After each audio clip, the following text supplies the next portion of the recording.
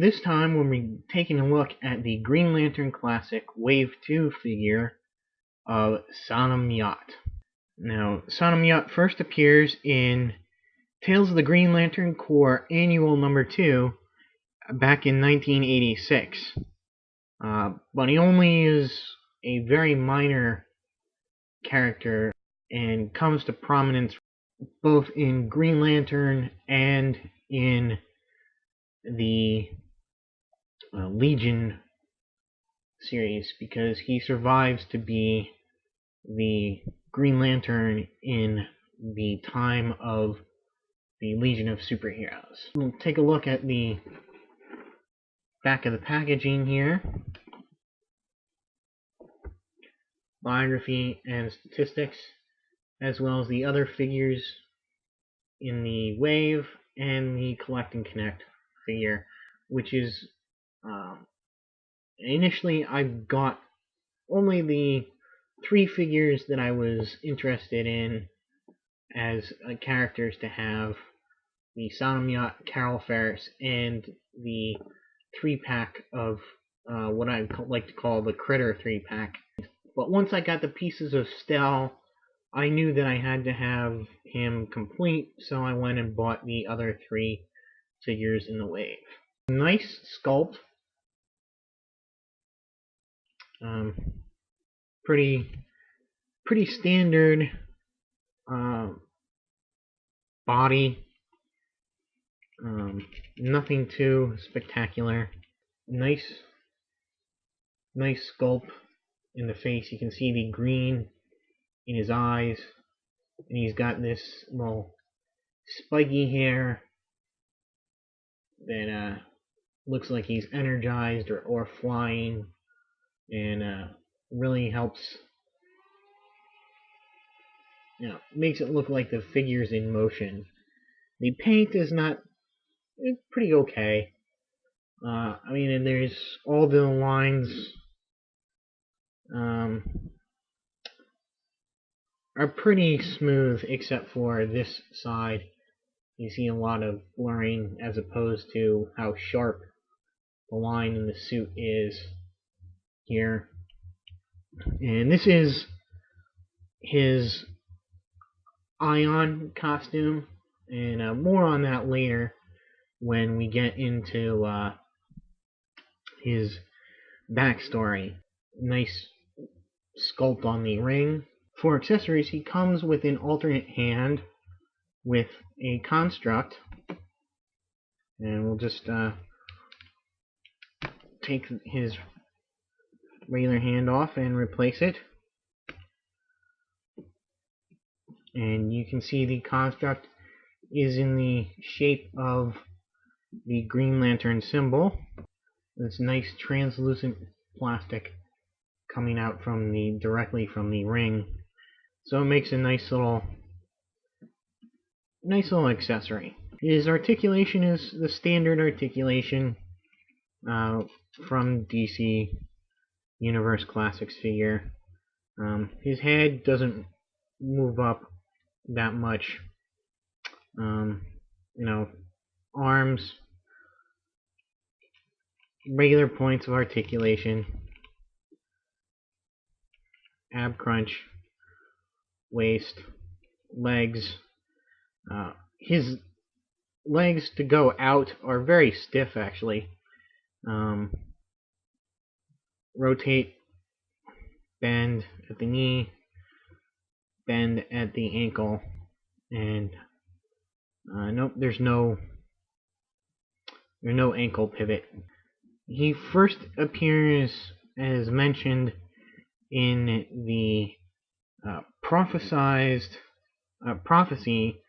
of the Gizmolt demon Quell, who prophesied to Abin Sur about the last battle of the Green Lantern Corps in an event called Blackest Night, written by Alan Moore as a little backup story. And it would eventually, he wanted it to become a plot for a story of Superman versus many alien races, but that story never panned out because they took Superman and did the Man of Steel. Later, Jeff Johns picked up on that little tidbit of the story and created the new, if you will, Sodam Yat, who is a Daxamite. The Daxamites are a xenophobic offshoot of the Kryptonian race. So they will get similar powers to Superman under a yellow sun.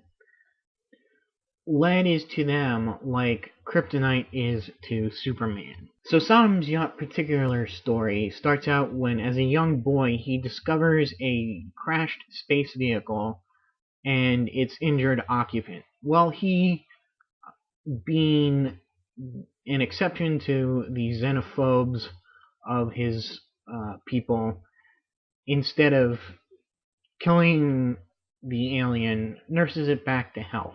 However, his parents find out that what he's been doing, hiding and helping out the alien, so they kill the alien, and Sodam becomes brainwashed by the government into believing the alien was a menace and attacked him, so his parents had to kill it. However, on a school trip, he sees the stuffed body of the alien, and it triggers his true memories.